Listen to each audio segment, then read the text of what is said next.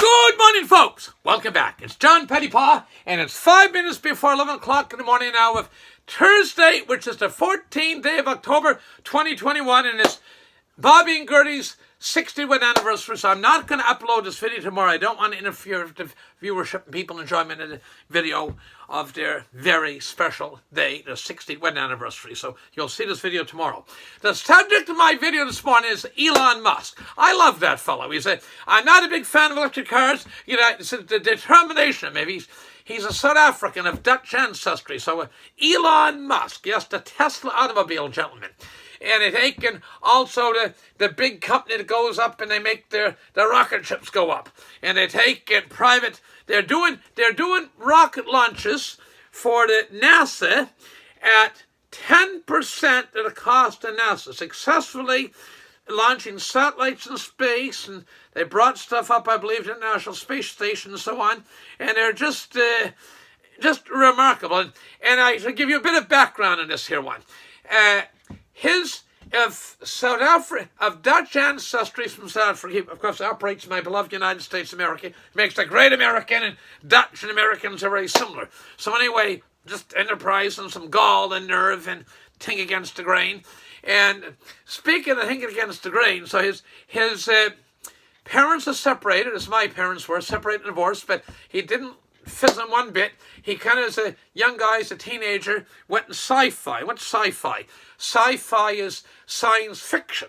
So that's basically the origin of his interest in space launch, okay? Science fiction. You know, one time Bill Gates' mother was quiet in this level entry house, was at Seattle, Washington, and she hauled down and says, Bill, what are you doing? He hauled up to the mother, 13, 14-year-old boy, I'm thinking, you should try it sometime. So Elon Musk is a tinker, and I seen an interview with him not long ago.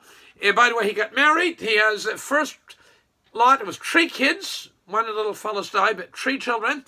Then 2 more sets of twins. So they're obviously, twins just don't pop out. There's got to be twins in either his wife's family or his side. So maybe lots more Elon Musk coming about out there. Although really and truly, somebody like Elon Musk, they're pretty rare, but they're pretty rare. Can think out of the box and do stuff, lots of gall and tremendous drive and determination. But nonetheless, and mention another rare bird in a second here. So Elon Musk ends up in doing his business, okay? So it's the interview, back to the point here. Interview, and they said that some days, that's a brilliant idea. That really helps out advance the company to virtual work on it. He gives them a pat on the back or a compliment. Next day he says, get the blinking and done. Hurry up. If we don't get this done quick enough, I might have to fire you. Not if he goes that far, say I might have to fire you, but his humor changes. He's a determined cat, and he wants. And so they tell me you're erratic in your management style. The interviewer said to him, and he looked back at one interview and he says, well, you don't expect a normal guy to build a company like this. Okay, I repeat that. You don't expect a normal guy to build a company like this, or companies like this here. The rocket launch company and Tesla. So determination. Speaking of how rare some of these people are, I know somebody that worked with Frank Sobey, and a great guy, and he come in as a case counsel to help me out in a project back in the 80s, and he'd been a retired guy from Sobeys. He originally started Dominion stores, and Mr. Sobey got him, hired him, and he said, Frank Sobey what's it like working for Frank Sobey? He says, demanding. But you know, I'll do that myself. You know, this guy told me, he said, in his late gentleman from Pictou, Eric Robson, said, me and my wife, we have purple shag carpet in our bedroom floor, and he'd make little notes, take the note paper out, said the night light on the side of his desk, and take the little note paper out, make a note, and throw it on the floor. That idea. In the morning, get up so he wouldn't forget the idea and have it to work on. Casey Irving, interestingly, the founder of Irving Oil, he, I'm told, always had a nightlight on in the bedroom. I read this in a biography or an interview he did, or one of his sons said it, and the idea was he had a notebook by him, and middle of the night to get an idea, take the pen out and make a little note on it. So you got to stay tuned in. And there are wonderful gentlemen in the forestry business and other enterprises. And you know, all this, I hate this term, thank God it's Friday. This guy one day, he's just all smiles and says, "It's Monday!" Okay, it's just a great guy. It's Monday. He's roaring and ready to go for a business. Fantastic gentleman. Operates in the general area here.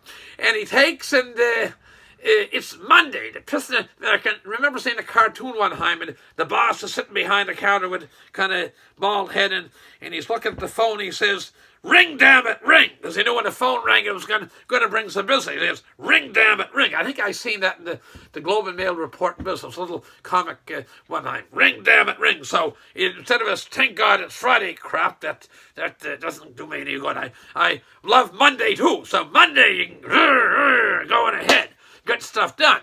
They take and Mr. Sobey could be quite demanding, determined cat.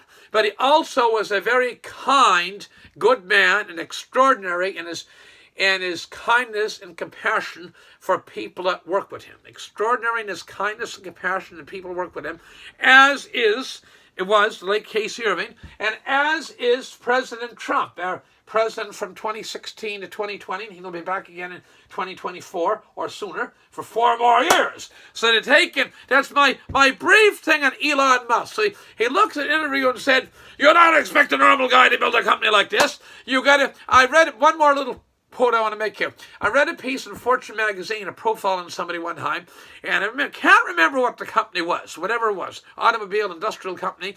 In the middle of the night, he got an idea. He phoned up one of his assistant vice presidents, 2:15 in the morning, 2:30 a.m., to start working on this project. So I say, well, this is demanding, but think of it. If you have the idea, well, I can't phone the guy now, it's too early in the morning, or I can't drop in his office yet, he might not be there, or send him an email or call you. You think of life, you're going to move forward at a quick pace. And all these folks, Elon Musk, the late Eric Robson, the forestry gentleman I referred to, Casey Irving, actually, speaking of Frank Sobey, a gentleman that worked for Frank Sobey, another gentleman, not Eric, but man that just died recently, Adrian Heighton, said, Frank Sobey, 1 in a million. He really was an extraordinary gentleman. 1 in a million. Okay, now there are lots of good people out there, but to really get something done in industry or business or life, you got to just take it by the grasp on an idea and go with it, run with it. So Elon Musk, extraordinary guy. I was watching a piece early this morning on television out of New York, and there's 1 billion people in communist China that don't have automobiles yet. Of course, many of them live in cities. They don't all need cars, okay? And 1 billion people don't have automobiles in communist China yet. And of course, they all won't have to have them because they have subways, mass transit, blah, blah, blah. But that said, in India, India's really, that's the country that's really going ahead. Forget communist China. It's India. India's really, what does Mr. Nan tell me one time? He said, China will win the sprint, but India will win the marathon. And he's not kidding. That's not nationalistic bravo. That is a fact. The rule of law, large families, educated population, and a free people. And so, anyway, there's 1.3 billion people. I mean, who knows? There's at least 1.3 billion in India. Probably 10 million more every couple of months. So anyway, whatever, every month or so. But there's 1.3 billion people approximately in India, and most of them don't have access to air conditioning. We think of air conditioning as a luxury in this country. We don't need it. Try to keep warm most of the year. I get 2 or 3 shirts on this morning. It's only October 14th. But they need air conditioning. All this, going to have electricity. It's going to come from nuclear, LNG, coal, whatever. But back to wrap this up and focus back on Elon Musk. He just a remarkable man. There was investor Ron Barron on, and the analysts say, no, they got to sell more shares, going to dilute. Can I meet the production? And Ron Barron, come on, he believed in Elon from early days, and he smiled, looked at the interview, said, I believe in Elon Musk. I believe in Elon Musk and what he's doing at Tesla.